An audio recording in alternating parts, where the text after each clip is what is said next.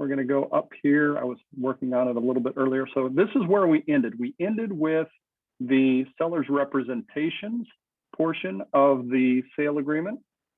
As with the last time that we ran this class, I cannot see you right now because I'm focused on the screen.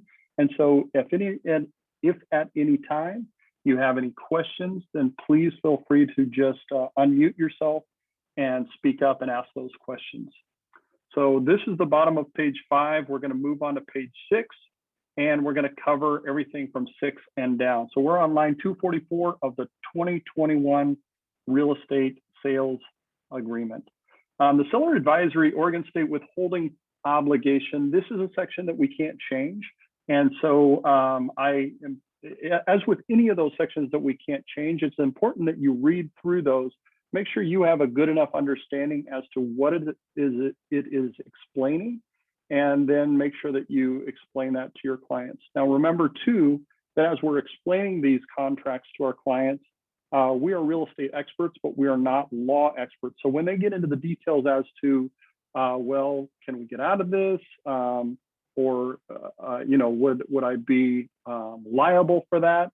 That's an interpretation of the contract. And so in the very beginning of the contract, it states that, or maybe it's not in the beginning, it could be in the other portion, but basically it says that if they have any legal questions about this contract that they're signing, they are encouraged to go and have a real estate attorney or attorney of their choice review the contract before they sign it and agree to it.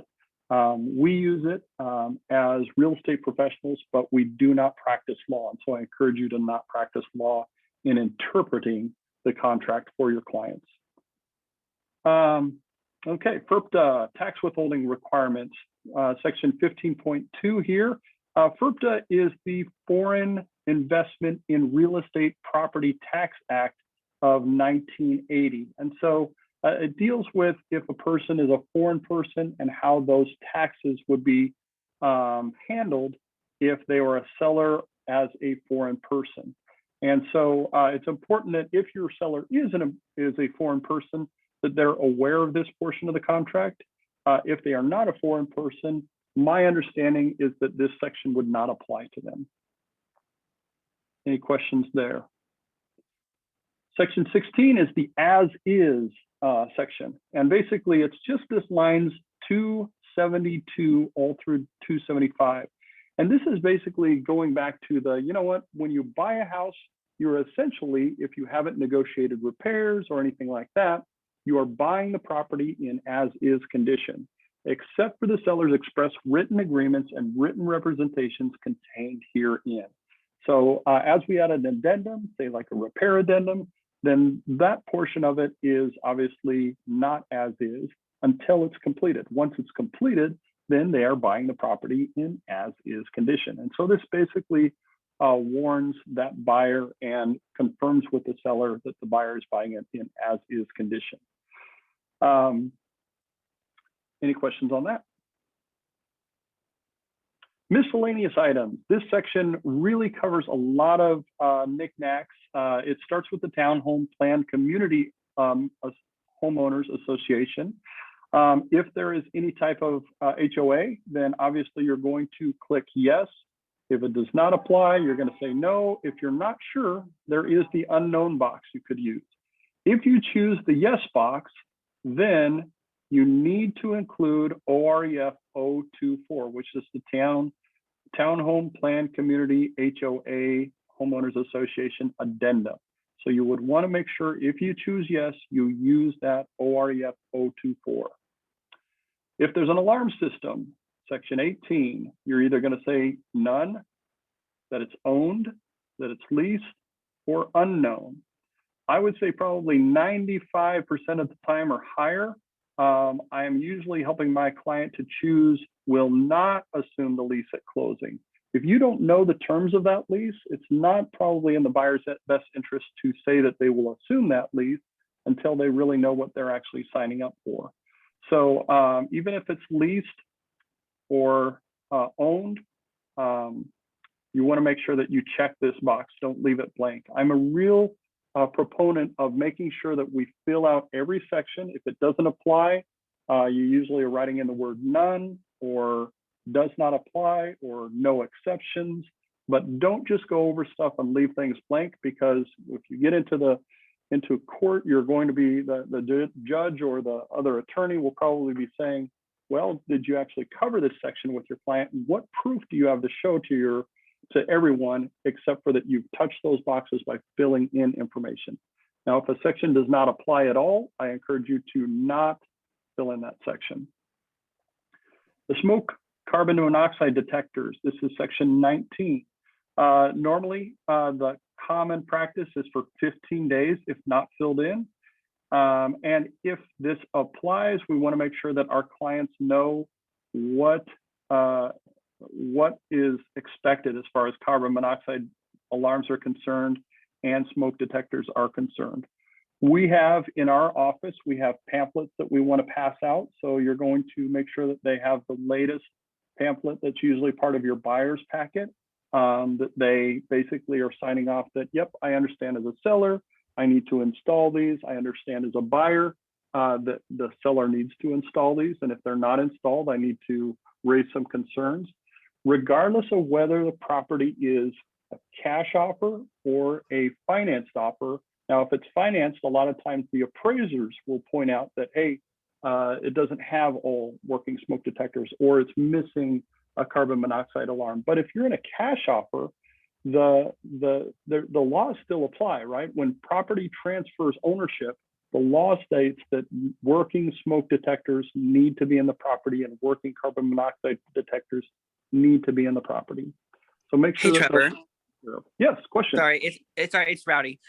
So I ran into a thing where it was a home it was a townhome. They had CC&Rs, but they were not in it. I guess there technically wasn't an HOA. Would that be no on the homeowner association? That there was not an HOA with a condo. It was a townhome. It was oh, okay. It was a townhome with CC&Rs, but there wasn't an HOA. So would that be no on the homeowners association? That's correct. If there's no HOA or if there's no dues that are paid, and here's where we kind of get into some semantics. So let's say they are paying dues to something, and maybe it's common areas that are being paid for, but quote unquote, the seller tells you that no, there's no HOA. Well, there is some type of community planning that everybody's paying into. And so there is, in that case, even though they don't call it an HOA, there is some townhome planned community stuff going on there. So it's really important. Anytime you have a townhome, anytime you have a condo, really look into that addendum and read through it with your sellers and with your buyers and say, you know, I know this is probably not the norm in townhomes. And actually, I've come across that before, where I'm selling a townhome or a split property where it kind of feels like a townhome. Now the definition of a townhome is they own the property, or I'm sorry, they own the building and they own the property underneath. The definition of a condo is that they own the structure, but the ground underneath is common ground that every homeowner in that area owns the grounds together. So that's the difference. And so you want to make sure that you're kind of asking questions. Always dig deeper. Just because a seller says, nope, we don't have an HOA, dig a little deeper. I'm literally dealing with a listing that the sellers say, we don't have a working HOA. And so I looked into it, and there was an HOA originally, but over the last 10, 12 years, there's never been a meeting. There's never been any minutes. You look at the state records, and that HOA name even has gone into, basically not being used anymore. Nobody has updated it. So it's, but in a sense, the HOA still exists because there are common streets that are private streets that eventually will be needing to be maintained. And so the only thing that those homeowners in that area have to go back to is the original CC&Rs or the original agreement that went with their property.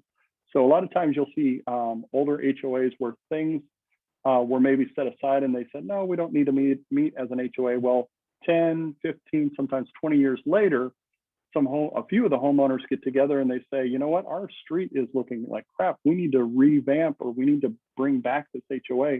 And in some situations, they have a right to do so because of the CC&Rs. And so, and then they can put a lien on other people's property. So you really need to look into HOA details with your clients and say, I know that maybe you're not having meetings regularly, but did an HOA ever exist? Look into that. Section 20, smart home features, yes, no, or unknown. Give me some examples. Can anybody just kind of unmute yourself and shout out some examples of what smart home features would look like? Special light bulbs or special lighting. Okay, yep. Anybody else? Heating or air conditioning that works by remote or smart. Yep. Would that include like Google Nest cameras and a Ring doorbell as well? Yep. Ring doorbells are included in smart home features. Yep. Anybody have a thermostat that you can turn down remotely? Really, it's anything that can connect to the internet and can be used remotely, or is in some way, set or fashion, electronic of some sort, or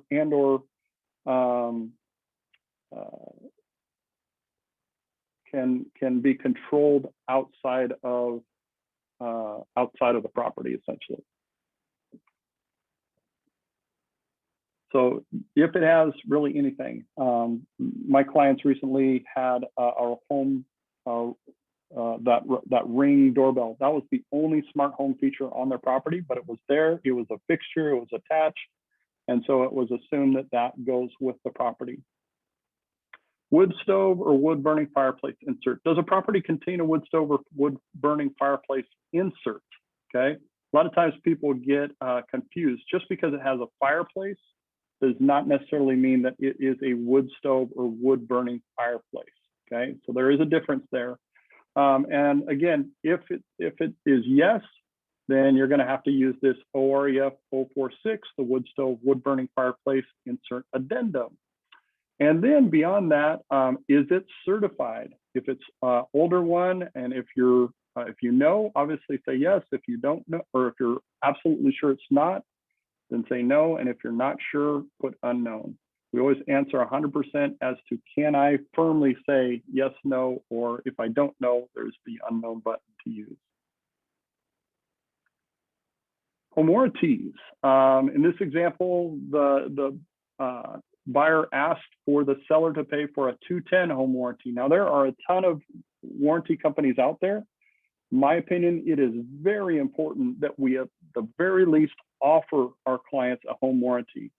And the reason that I say that is because it helps you on your E&O insurance. If you have things that go wrong or catastrophically wrong with features in the property, or something that could have been covered under a home warranty, a lot of times your E&O insurance will ask, well, was a home warranty offered? If you can show proof that you, at the very least, send an email over saying, hey, I think it's a good idea that you have a home warranty. I don't make any money off of offering home warranties. There is a cost to them. It's either a cost to the buyer or a cost to the seller. But I recommend that you have one on your home. Any questions or comments about home warranties? You can include them, you don't have to include them, and they can be paid for by the buyer or the seller. Additional provisions. This would be any other negotiations that might make it beneficial to a buyer or the seller. What kind of things have people written into this section under additional provisions? Can anybody comment?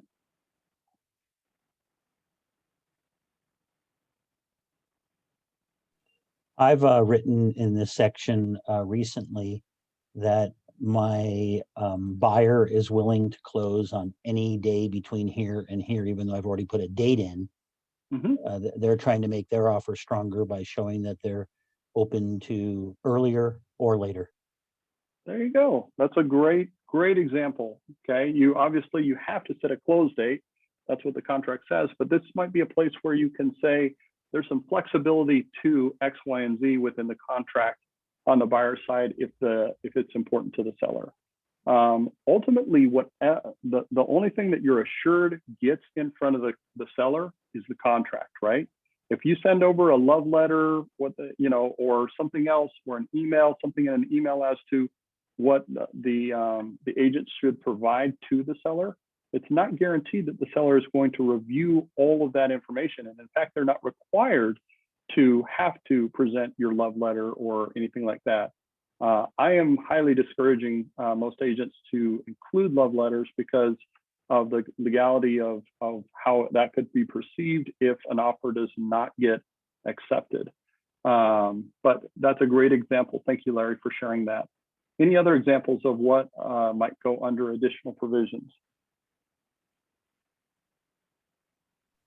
Maybe contingent offer information on the house that they have listed, or.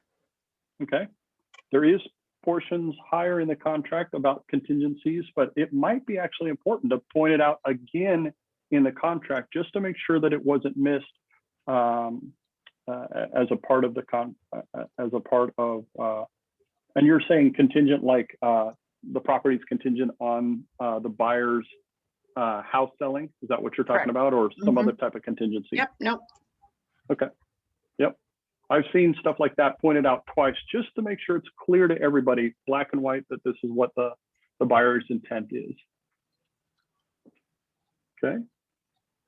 All right, we'll move on. There's obviously Trevor? the section. Yeah, go ahead. Before you move on, can you elaborate a little bit on the part in parentheses, discussions on multiple offers and what helps to get an offer accepted? Yeah, so multiple offers. What do we do in multiple offer situations? A lot of time is we are offering what? An addendum that is called anybody tell me? The Acceleration clause, escalation clause. Escalation clause or acceleration clause. I've seen it verbalized a number of different ways. Those, it's important that if you are including addendums that are not normally used, or there's not a section in the contract to point to that, like there is no place in our normal contracts that says is an escalation clause included with this contract. So this would be an important part to put in. Please note the escalation clause that has been included, and maybe some minor details, but refer to it so that when it's presented, they're sure not to miss it. Does that make sense? It does. Thank you. So I've run into with a lady who comes from Texas, cannot get here to see any house that she's going to buy. We're offering cash well in excess of asking price. We're in one case, we're taking it as is because they had done a pre-inspection. Is there anything that can be written in here that she doesn't need to see the house? Because that's why the last two were turned down, because she hadn't seen the home. Okay. Yeah, you might want to put some clarity as to seller does not need an inspection, or I'm sorry, buyer does not need an inspection, review of this property. Here's the thing, Larry, is I think people that may be rejecting your offer are going based on their past experiences. That's why, in my opinion, as much as we put into a contract, as much as we even provide in additional provisions, communication about what is going on with your offer and communication as to, I'm really interested in hearing back from you. If we're within ballpark, if our offer is within ballpark of what your client is looking for, would you just please do me the favor of reaching out to me, even if it's last minute, so that I can, because our acceleration clause goes up to $250,000. But if we're within $500, I think I mentioned last time we did this contract class, had an agent that missed out on the purchase of the property by $50. And so what I would encourage everybody to do is, it's not just the black and white of what you put on a contract. It's really important that when you send over that contract, you follow up with a text, that you call them up and say, hey, just want to confirm that you got my emailed offer. And oh, by the way, I'm just really interested in finding out if we're in the ballpark. Would you please do me the favor of reaching out to me before you accept another offer, if we're close, or to just let me know if it's possible for my client to bump their offer up even more. You go buy the contract, but you at least get that last opportunity as opposed to losing out on an offer by $50 or $100 or $200. The communication is really important. How you are perceived to communicate is part of the reason why an agent might say, you know, I've worked with this agent before, they've done a great job, or since I've received this contract, they've reached out to me 3 times, they had their lender reach out to me. I have a feeling this one is going to go really well just because the agent on the other side is very communicative, very open to, and obviously we're in a seller's market. So doing those extra small pieces might bump your offer over the top. And that has zero to do with what you write into the contract, right? It's really more about how you're presenting your offer and how you're communicating with the other party. You obviously need to also get your client's permission to do all these things. I always, if I'm going to do things like that, where I say, hey, I'm going to over communicate here, I just want to make sure that you guys understand that my philosophy is that if I over communicate, the other agent knows that we're going to do a good job. We're going to follow up. Our lender's going to communicate to them on a regular basis. And those are the areas that if the other party doesn't know what's going on, it's really frustrating because then assumptions are made and then people make decisions based on assumptions as opposed to based on facts. So hope that's helpful. That's just kind of how I handle things. But again, get your client's permission, make sure they understand how you're going to communicate their offer, and make sure that they're comfortable with how you do that. And that permission from the client, should that be in writing?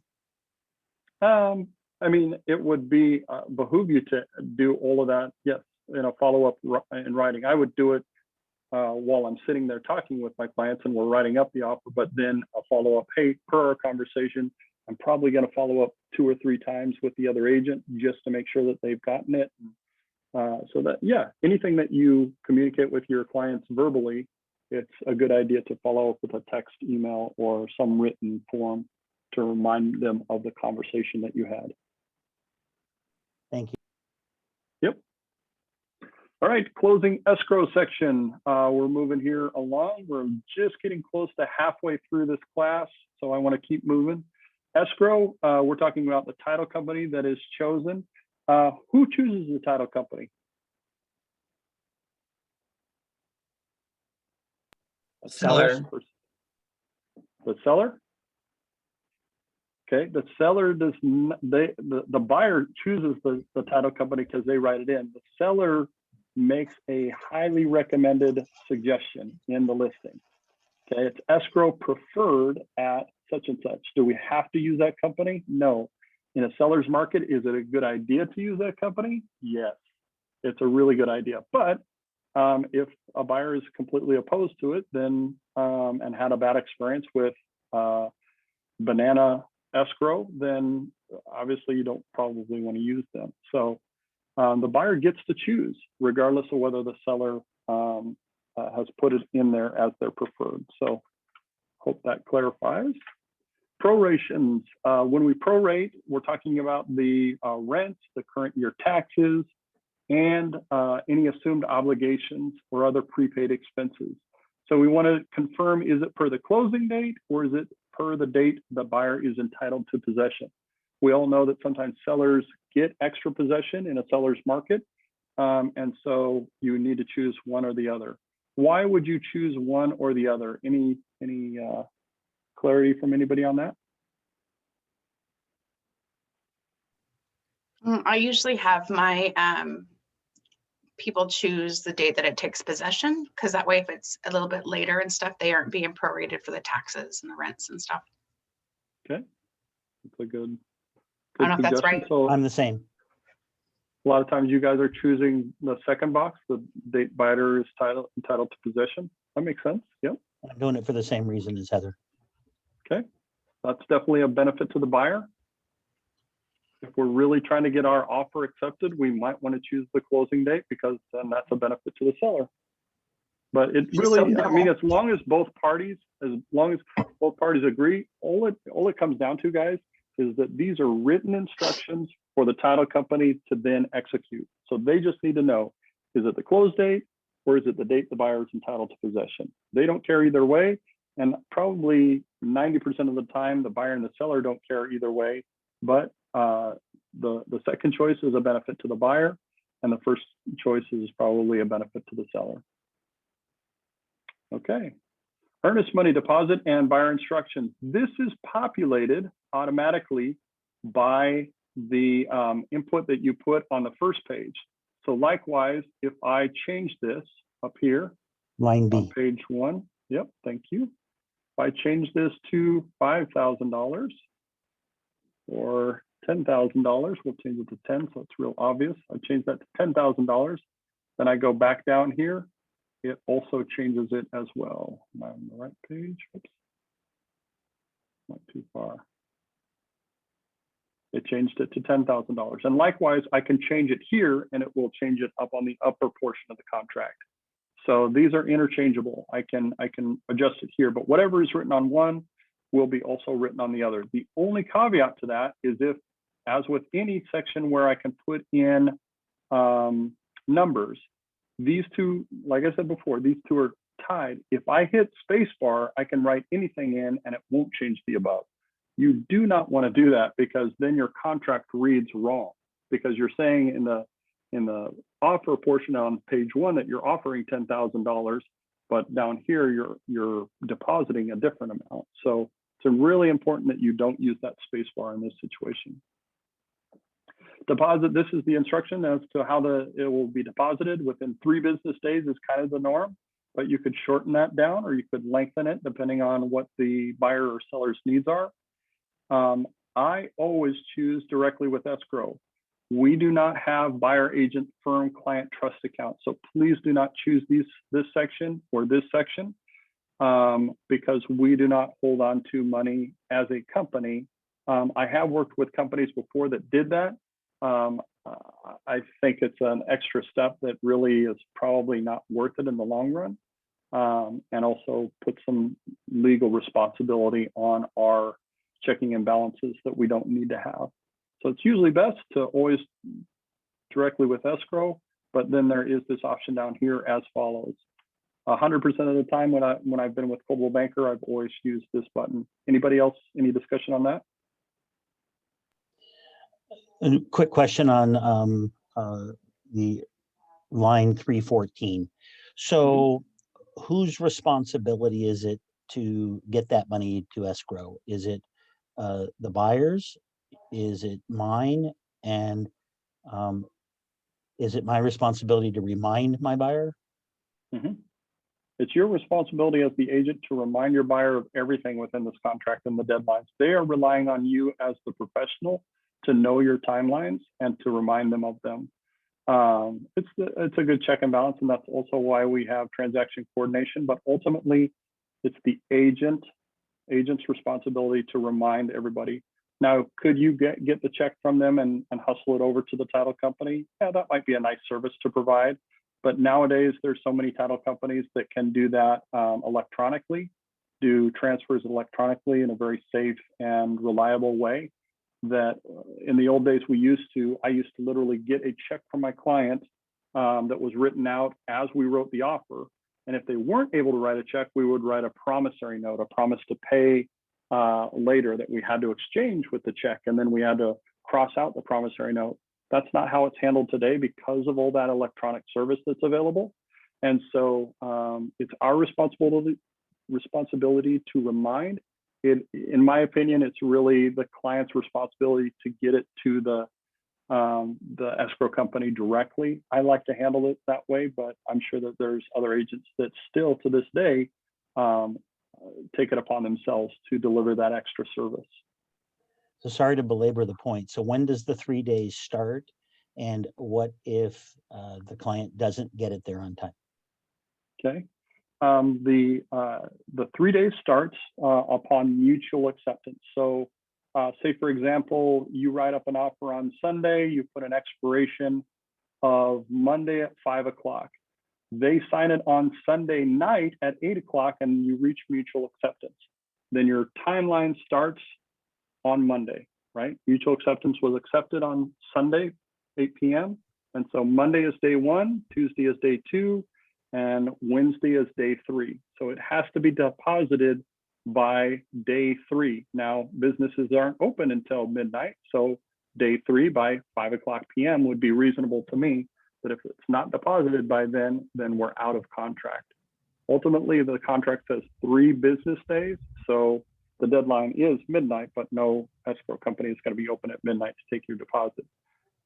So if you do not deposit within that period of time, you are out of contract.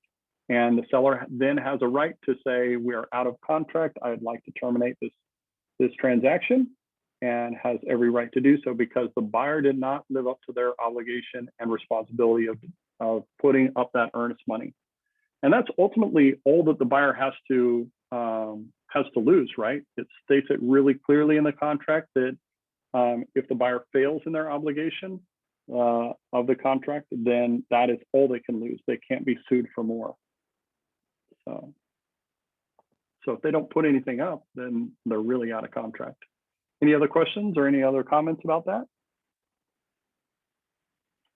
Anybody else ever dealt with that where your client did not turn it in on time? I have that situation right now. I called her to say I haven't gotten a receipt, and she said, oh, I moved it to my bank the next day. And I said, well, I'm not sure that your bank counts, but we need to get that into escrow immediately. Yep. A lot of times, again, communication is key. Is a lot of times a seller does not want to be out of contract, right? A buyer wants to stay in contract. So that communication of, hey, we realize we're late. Ultimately, it's your responsibility to get an addendum written up and say, we're extending the deposit payable to 5 days or 4 days so that my client can turn it in today. That will keep you within contract if it can be mutually agreed upon. So that's how you would handle it legally. I have had clients that turned it in late and the seller made no bones about it, and we just moved forward to closing, closed, everything went fine, and we didn't write up an addendum. So there's definitely risk to that though. So I don't suggest doing that. I suggest reminding them probably on day 1, day 2, and then again, highly recommended they turn it in on day 3. It doesn't have to be 3 days. It could be more than that. It could be less than that. Any additional deposit? This is where if on that line, I think it's line C, I think line C on page 1, that if they wanted an additional deposit, how is it to be paid? A lot of times additional deposits are with new construction. Say the buyer wants some special things added to the property or upgrades of some kind, then a lot of times the seller / builder will ask for an additional deposit. And so this is where you might describe or put in there when that's due and how much that's going to be. These sections, 27.1, 27.2, and 27.3 is all has to do with the earnest money, how it would be deposited, the instructions to the escrow company, that's how it would be instructed. The earnest money, how it would be refunded to the buyer if that was needed. And then also the earnest money, how it would be paid out to the seller if that was to be done. Anything in the contract, again, I always go back to, it's our responsibility to describe in general what these sections cover. But anything that's bolded, I always kind of slow down and I suggest, hey, I just want you to take a couple minutes, Mr. Buyer, and read that section, or Mr. Seller, read this section just so that you're understanding. Because there are important points important parts of this that we want to point out to you. So this, I'm just going to read to you real quick. It is the intention of all parties, the seller's sole remedy against buyer for buyer's failure to close this transaction in accordance with the material terms of this agreement shall be limited to the amount of the earnest money paid or agreed to be paid herein. Seller's right to recover from buyer any unpaid earnest money agreed to be paid herein shall be in accordance with the provisions of the dispute resolution sections below. So this is basically saying, you know what, Mr. Seller, you're putting up your property, the buyer's putting up earnest money in order to make this contract that both parties have some skin in the game. but that's all they can lose is that earnest money. All right, moving on. Section closing. We want to obviously choose a closing date. What do we generally choose as a closing date when we're working with, say, a FHA buyer? How many days out do we tend to go? 40, 45. 45. Okay. 40, 45. Okay. Why is that? Because it's a government loan and it takes longer. Okay. A lot of times it takes a little bit longer. Okay. Conventional loans. How many days are we tending to go out? 30. 30, 35. Okay. What is the most important part of choosing a closing date?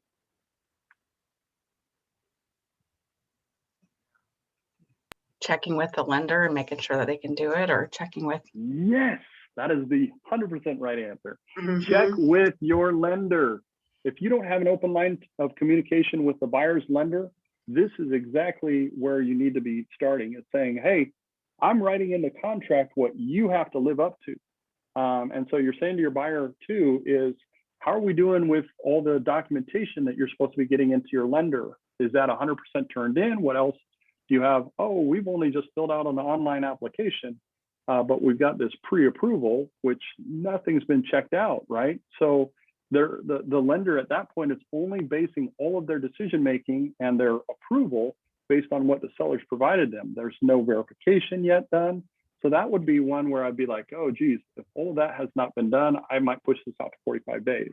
If I don't hear from the lender. How many times have you worked with a buyer where you're calling them 1 or 2 or 3 times and you don't hear back from them? That happens too, but the buyer may be like insistent on working with buyer because we get such a good rate, but you're not getting great communication and you're probably not going to get great service. So there's a huge risk to that. I'm going to push this close date out. But if you have great communication with your lender, and it's maybe a lender that you work regularly with, that's where you have that that conversation with your buyers. Hey, I have some leverage when it comes to lenders that I've worked with before because they want to receive more business from me and the clients that use me. But I won't have any leverage with this company that you've chosen that's out of California, that's licensed here in Oregon, but we've got to call this 800 number every time to speak with somebody. And it seems like 2 out of 3 times we're talking to somebody new that has to look in a file and get an update. So there's that comes with some risk, and we may not be able to perform on time. So it's really important that we push this date out. Any other comments on closing date and choosing a closing date? Am I saying too much? Do I need to keep moving on? The closing disclosure, the TRIAD, TRID, TILA RESPA integrated disclosure rules.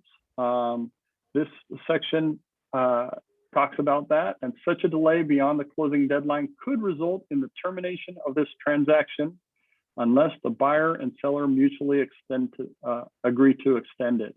Okay, this is where the closing disclosure must be received by the residential loan borrower at least 3 business days prior to consummation of the transaction. So it's really important that we make sure that our buyers and our lender have been taking care of that at least 3 days before our close date. Much better if they're doing it a week before the close date, or at least 5 days before the close date, right? Because then you still got to have your signing, and then you've still got to process the loan. So it's really important that that closing disclosure gets out to your buyers quickly. Notice regarding title insurance costs. Buyer and seller are encouraged to discuss this with their escrow prior to closing. Again, these sections are in here to protect you as their advisor, but it is also to remind both the title company, the lender, all of those people are getting copies of this transaction. And so this is to help us all communicate the directions regarding these items and the notices that are needed. The deed, the seller wants to convey a marketable title to the property by statutory warranty deed. And so this is what kind of describes that in a sense. This is, again, another section that we cannot change or remove or alter. As with any of this contract, if you get a real estate attorney involved, or if your buyer does, and they want to make changes to these sections, they're allowed to. I would not do it without an attorney involved because these documents are written up by attorneys. So if your buyer does have a real estate attorney and they're being advised to make changes to this, then I would go along with what that attorney advises them. Any questions there? Possession. Seller removes all personal property, including trash and debris that is not part of the transaction, and deliver the possession of the property to buyer. Select one. What are you guys choosing out there? I do number one. Okay, all the time? Yes. Okay. What if the property is, so that I definitely choose it every time the property is vacant. What do you do about a seller that needs some time to move out after closing? I ask for it. Okay. So sometimes, depending on the situation, and again, depending I on had one. what's I that? had one where the seller had 2 full barn garages full of stuff. And so we did the second one where they were doing time to move out. And I think we gave them like an extra month to get their stuff out of the garages. Okay, great. So it is doable, and it is okay to give seller extra possession. But if we do that, whether it's an extra 6 hours after closing or it's up to 90 days, do not do any more than 90 days, because then it becomes a lot more difficult. But basically, number one is you want to spell it out here, and then whatever you agree upon here, you want to also put in this OREF agreement. Nope, I'm sorry, OREF agreement to occupy after closing.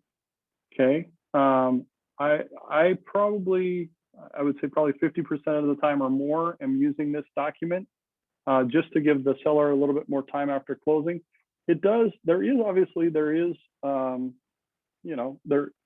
There's some benefit to it in that it makes it easier on the seller, which if it's easier on the seller is more likely to accept your offer in this current market.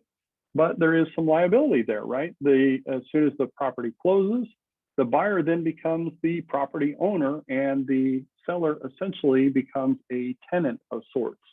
What this contract tries to state is basically it does not create a tenancy agreement, so then they don't have to live up to all of the Oregon laws, although I think that could be argued in a court of law if a seller's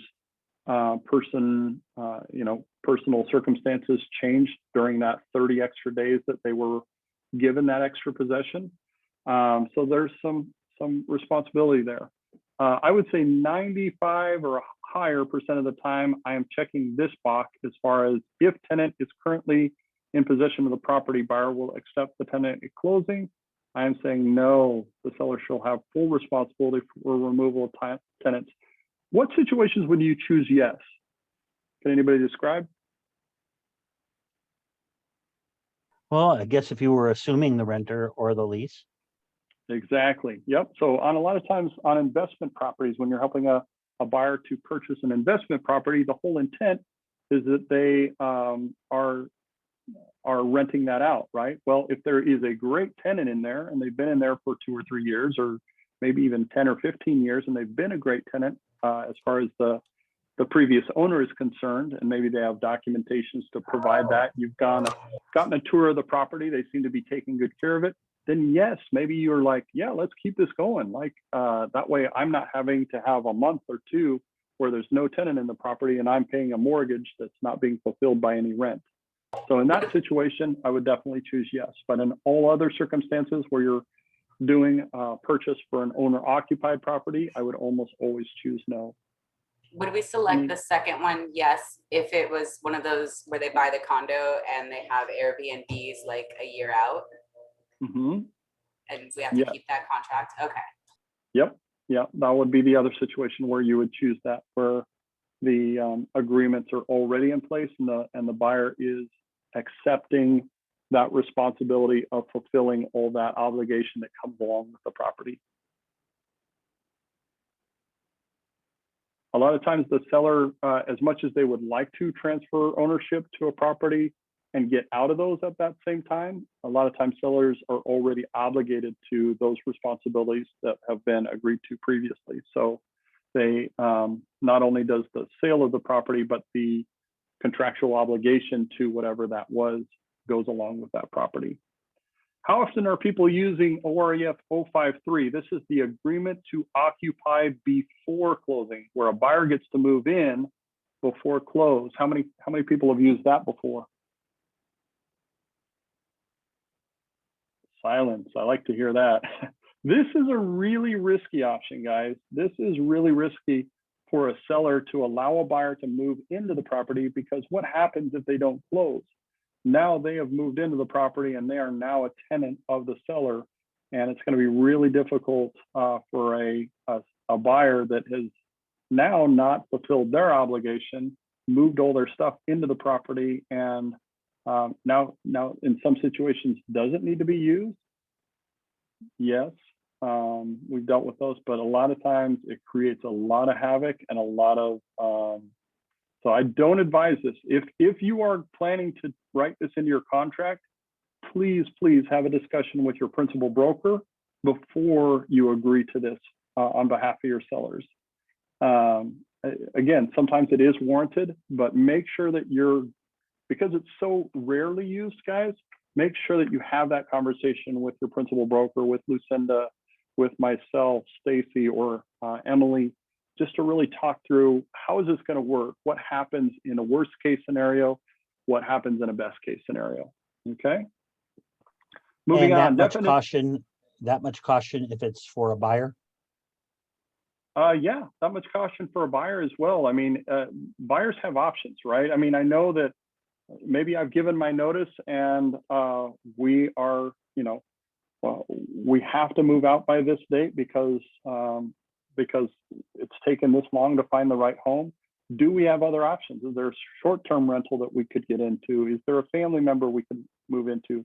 Because think of it on the buyer side, if they are not able to perform, now they're living in a property where the seller, the owner of the property, is really upset with them because they haven't performed. Now it creates this contentious tenant landlord relationship that you just don't want to do. It's got to be one of those situations where I'm 99% sure that we are safe. Everything's going to close just fine. We're going to have no problems with this. I've got double, triple check with the lender and even with the processing and the underwriting. There's going to be no problems with us closing. So that's the rare situation that I might use this, and it's got to be a pretty interesting life circumstance that you're in this situation to begin with. So, yep, just as much caution for the buyer as well. Thank you. Definitions, instructions. This section used to be at the very beginning of the contract. It's so lengthy and describes so much about the contract that they decided years later to move it further down in the contract. But it basically describes who's the agent, who's the firm.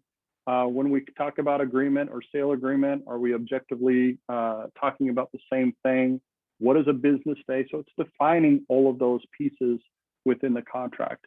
I encourage you to read through this, make sure that you understand what you're talking about when you're talking about a business day, when you're talking about signed and accepted, all those kind of things. So read through this at your leisure, but make sure you understand and can communicate to your clients what it means to when they're asking questions, because it really comes down to the definition of what we're talking about.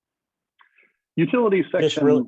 Really quickly, Trevor, I'm sorry to everybody. You're fine. But No, questions are great. When we're talking time zones, is that the time zone that I'm in, or the time, like this lady in Texas? I'll send it to her at 10 o'clock at night, which is technically the next day there. Mm-hmm. What time do I put on that? I don't know where I saw it, but somewhere around line 400 or something, or. I would think wherever the property is at, wouldn't the time zone follow where the property is at? That's what I would that's think what I've been I would doing. think so as well. Yeah, the phrase signed and accepted in the printed.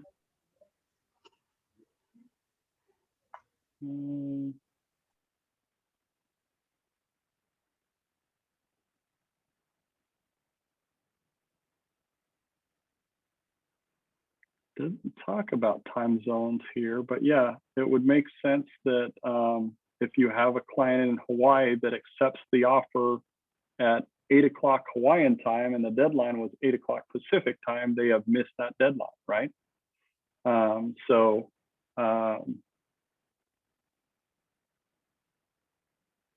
I don't see anything, but I think that would be,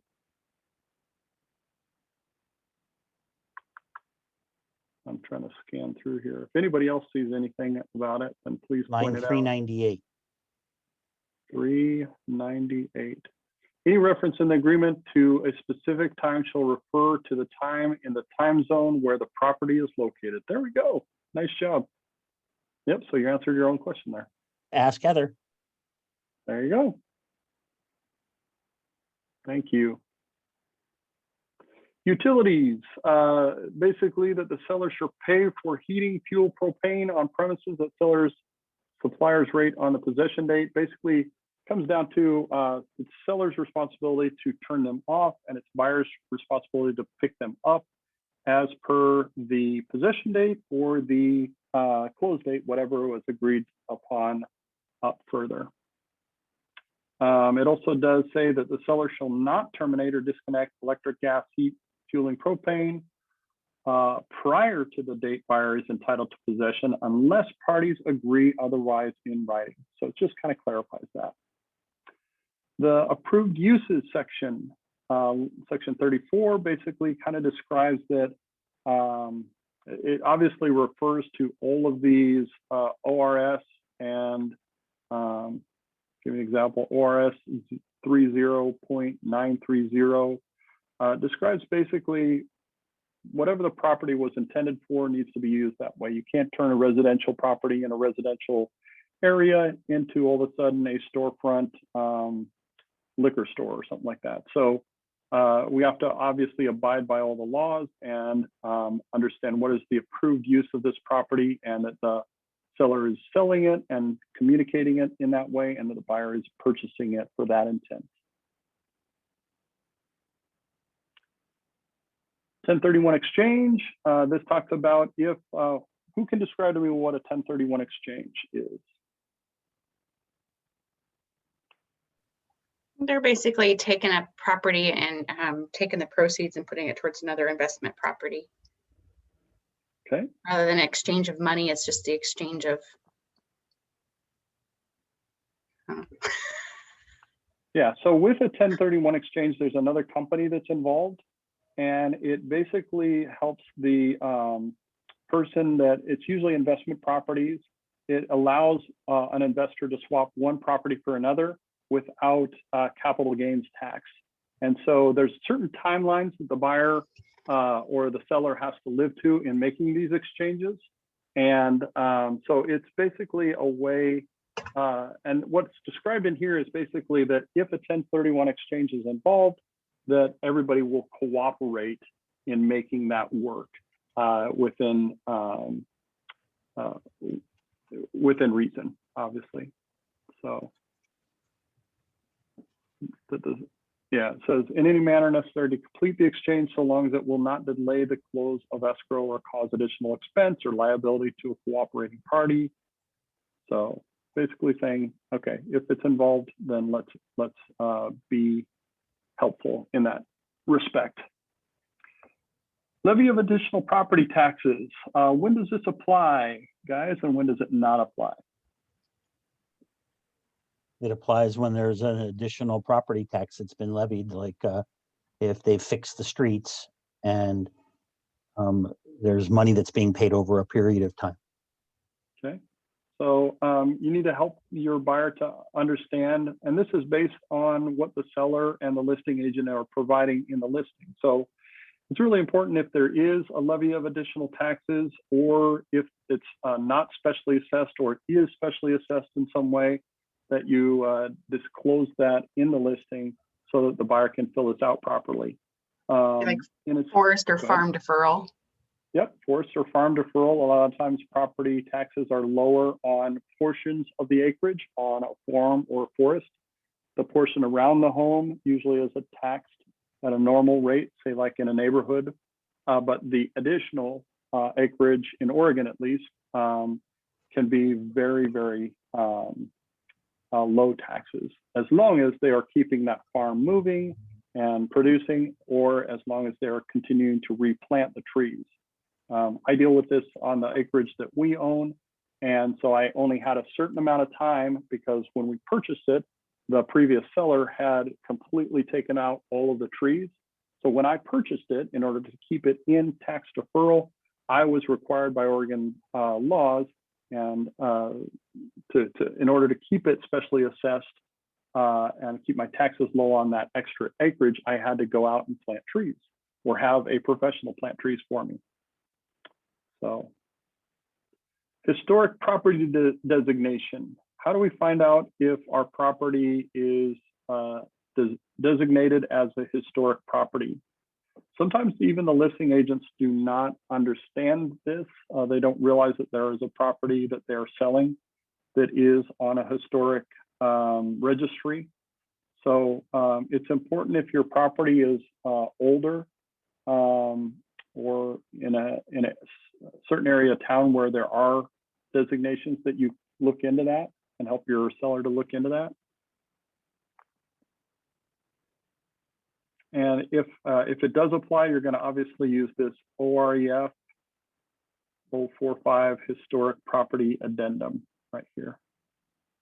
Dispute resolution. This is a full section of how we would handle dispute resolution with both parties, mediation and arbitration before suing one another. And then finally, we get down to the signature instructions. This is finally, it says down here, this is the buyer's offer to purchase, right? They are agreeing with all the conditions and terms set forth above. They've not relied upon any oral or written statements made by seller or any agents. And so as the buyer is signing this, they're obviously putting down here their full names as to how they want the deed or contract prepared in their name.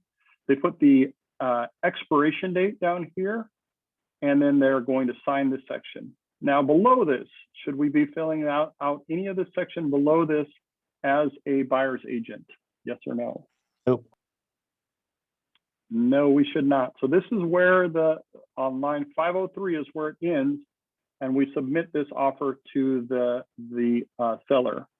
Now we will want our client to initial the bottom of this page, even though none of this is filled out, but we do not fill out any of the lines below 503. 504 is where the listing agent then receives the property, or maybe they pass along, or maybe they're on vacation, and so a co-listing agent or a principal broker happens to submit this to the seller. Whoever does the actual presenting of that offer, they are the person that is required to fill out this section as far as date, time, and details are concerned. So we should, as a buyer's agent, not be filling out any of this. In fact, I don't know why they have these filled so that we can fill them out. It doesn't make sense to me that they put that. Maybe in a situation where, I don't know, I honestly have never. Well, if you're representing both parties, that might maybe be if we're representing both parties, but that would be, I would be guaranteeing that I know when I'm presenting it. Maybe if both parties are sitting in the room at the same time and we're writing it up all together, I suppose. But other than that, I don't know how I could make a guarantee that I'm delivering it to seller before that the buyer has actually signed it.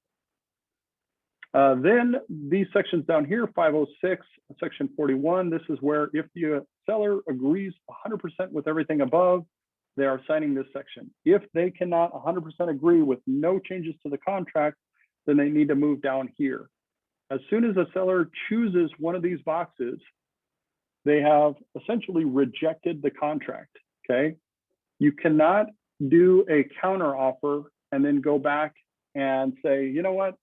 We're revoking our counter offer and now we want to accept the property. You can't do that. Once you've made made a counter offer, you've rejected the offer and made changes to the contract. So you're not allowed to go back and if the seller signs down here, they're not allowed to go back up here, print out a new contract and then sign it up here. Okay. Lastly, no changes or alterations are permitted to any portion of the pre-printed format or text of this form. Basically, this was written in because they found that at times there were agents that were taking documents like this and then altering sections of it, and you wouldn't notice that because you know, you're assuming that that contract was the original as it was originally intended, that we all use similarly. So so those pre-printed format were not changed by either party, so that we can all rely on the same contracts that are being used. Any questions with any of this, guys? Any things that we need to go over? Yeah, how did you come up with the buyers and sellers names? I just, I actually Googled what are funny names to write in. So Anita Bath, lowest denominator, all of you, and I ate a bug. So just trying to have some fun. Any other questions? All right, guys. Well, we have reached our full hour. I appreciate your time and energy. I will appreciate your questions too. It's always good to have conversations with these and clear it up. These will be posted later, both on the private Facebook page and also on my YouTube page. So I encourage you to, if you haven't watched section 1 of 2 of this series, then I encourage you to go back and look at that.